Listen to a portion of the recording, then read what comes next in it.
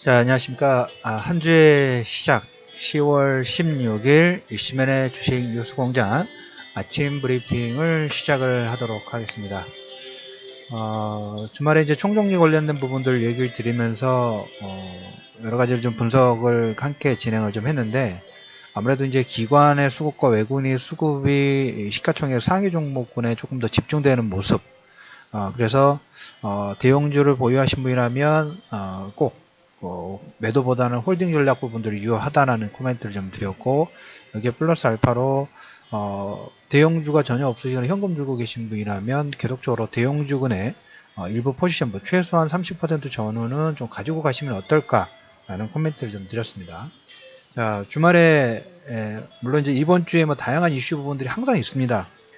우리가 이제 우려했던 것처럼 지정학적 리스크 관련된 부분에서 북한이 뭔가 액션 부분들 하기에는 조금 상황 자체가 녹록지가 않죠. 이번 주부터 한미 연합훈련 부분들을 좀 진행하기 때문에 지정학적 리스크 부분들은 상당히 좀 소강 상태로 진행되지 않느냐라는 코멘트하고, 지금 중국에서 당대회 부분도 잠시 후 또 코멘트를 드리겠지만, 거의 예상했던 것처럼 시장의 컨센서스처럼 시진핑에게 거의 많은 그 중앙 집권적인 그 권한 체제 부분들이 좀 진행이 될 것 같아요. 그래서 그러한 내용의 기반 베이스를 가지고 항상 보면 주가라는 부분들, 경제라는 부분들의 핵심 부분들은 소비죠.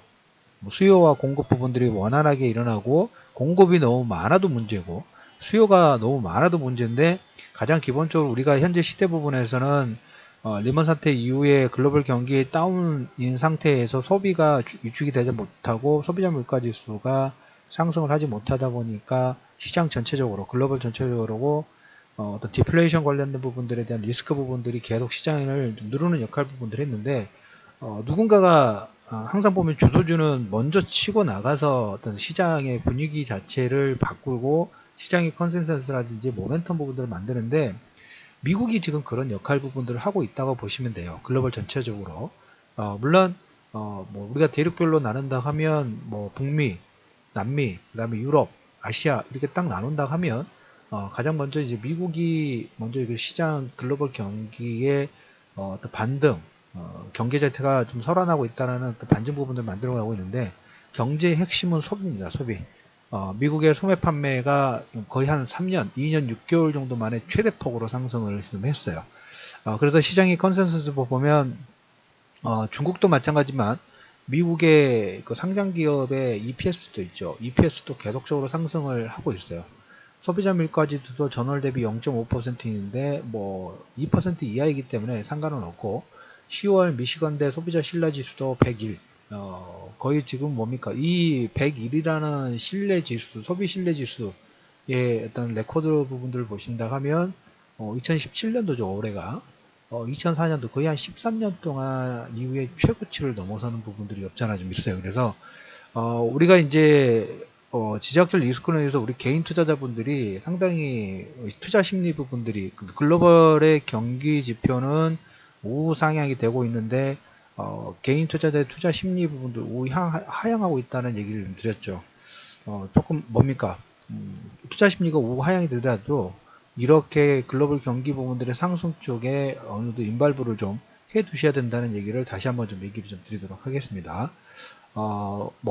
주말장에 보시면 유가 같은 경우에 전일 대비 상승 계속적으로 $50 전후에서 50과 55달러 선에서 계속 움직이고 있죠.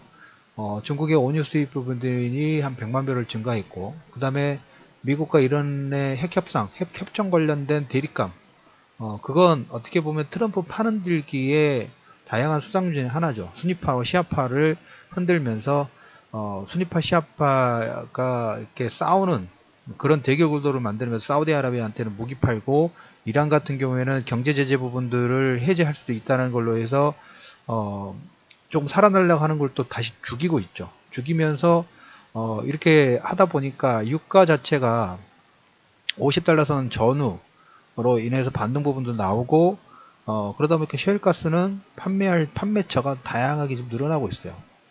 정말 머리 좋은 것 같아요. 비즈니스맨의 어떤 전형적인 스타일인데, 통상적인 그런 정상회계 부분들이 아니라 어떤 비즈니스로 MB가 자원 외교를 통해 가지고 무슨 최고 경영자 그런 걸 얘기했던 것처럼 같은 급은 아니지만 일단 트럼프의 판 흔들기는 그런 걸 통해 가지고 중동 지역을 판 흔들면서 자기가 원하는 취할 수 있는 다양한 수단 부분들을 얻고 있고, 아시아 쪽도 그렇게 판 흔들고 있고, 남미도 흔들고 있고, 북미도 흔들고 다 흔들고 있어요. 그러면서 판 흔들어 가지고 상대방을 보는 거예요. 어떻게 대응하느냐, 그거에 따라서 더 강하게 밀어붙이든지 아니면 일부 양보해주는 척 하면서 또 다른 걸 또 요구를 하는, 아주 잘하고 있어요. 우리 당하는 입장에서는 버거운 상대입니다. 버거운 상대고 지금 보시면 정치적인 얘기지만 연임을 시도하지 않을까 하는 생각 부분들 하고, 중국도 보면 시진핑이 지금 이번 주에 뭐 당대회 부분도 진행하는데 그 전에 있었던 회의 부분들 보면 거의 마오쩌둥급으로 지금 올라가고 있어요. 마오쩌둥급으로 올라가면서 저기도 아마 연임 부분들을 진행을 할 가능성이 아주 높아요. 왜 이 얘기 갑자기 드냐면, 스트롱맨이 양쪽에서 중국과 미국의 어떤 대결 구도 부분들이 계속적으로 좀 확대될 수 있는 가능성 부분도 염두에 두실 필요가 있지 않느냐.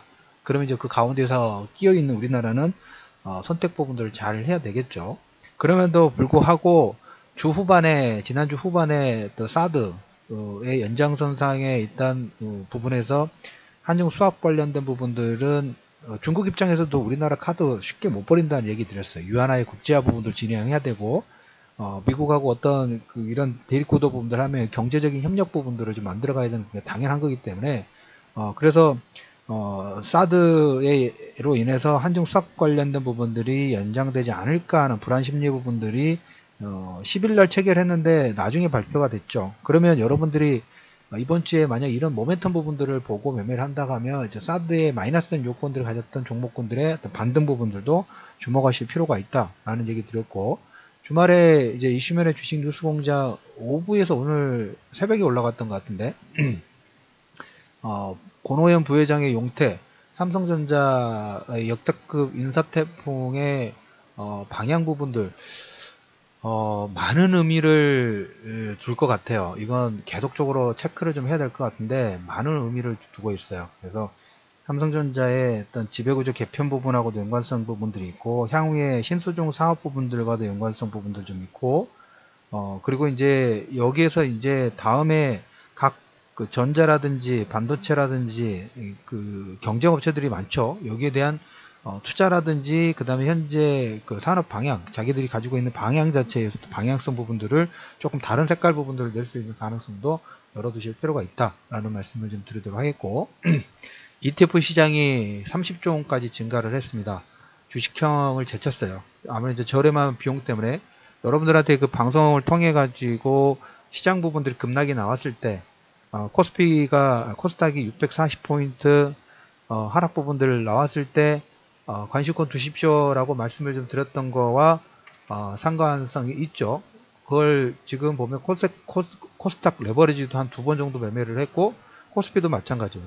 급락 나올 때마다 지난번에는 한 630포인트대 관심권을 놓고, 이번에는 코스닥 같은 640포인트대 관심권 부분들을 일부죠, 일부. 그리고 코스피 같은 경우에는 지금 그대로 홀딩 부분이에요. 2470선, 90선 전후 찍으면, 90선 정도 되면 뭐 1차 정도는 한번 차익 챙겨도 되지 않을까라는 코멘트를 가지고 있어요. 그것은 근데 단기로 말씀드립니다. 단기, 중단기. 그냥 긴 암목 부분에서는 그냥 별로 신경 쓰고 싶지 않아요. 그냥 끌고 가면 되니까. 대형주를 얘기 드렸던 부분들이니까. 그래서 한 2490선 전후 정도 되면 최소한 30% 정도는 좀 챙기셔도 된다는 얘기를 좀 드리도록 하겠고, 애플이 2020년도에 폴더블 아이폰을 출시를 할 것 같습니다. LG 디플 쪽하고 진행을 할 것 같아요. 그럼에 따라서 LG가 OLED 투자 부분들을 확대할 겁니다. 확대를 더 해야 되겠죠. 저렇게 된다 하면 우리가 LG 디플이 중국 투자권이 지금 보류가 상태가 됐죠. 보류 상태가 됐는데, 이렇게 폴더폰 쪽에 아이폰 부분들을 진행을 한다 하면 이건 관심권을 좀 두셔야 되지 않을까라는 말씀을 좀 드리도록 하겠고, 한국, 중국, 러시아, 북방 실크로드 부분들을 만듭니다. 지린성이라는 헤이룽 장성이라고 있어요. 중국 내륙 지역인데 여기서 생산한 부품 부분들을 생산한 물건들을 다롄 쪽에 옮기는데 여기가 한 1000km 정도 된답니다. 근데 러시아하고 나중에 이제 북한의 그 낮은 선봉지구인데 여기와 가까운 데가 러시아 블라디보스크예요. 블라디보스크에서 낮은 선봉까지는 철도가 연결이 좀 돼 있고 그런데 이걸 앞에 북한 쪽을 이용을 못 하다 보니까 근데 중국은 이쪽 뭡니까 북한의 동해안 쪽으로 나오는 루트가 없어요. 그래서 이 중국의 지린성이나 페이룬 장성에서 생산하는 것은 다롄항 쪽으로 옮기는데 이게 1000km인데 만약에 이제 러시아 쪽에 물류를 이동할 수 있는 자르비언왕이라든지 블라디보스크 쪽을 하게 되면 물류 비용이 뭐 절반 이상 줄어요. 그래서 이걸 부산에 보내가지고 뭔가 연결시키는 그런 걸 그쪽 시장들이 일단 한번 열은 것 같아요. 아주 잘하고 있어요. 이쪽 뚫어야죠. 우리나라가 먼저 뚫어야 돼. 우리나라가 더 뚫어가지고 이걸 적극적으로 해야 되는데 이제까지 그걸 전혀 못했죠.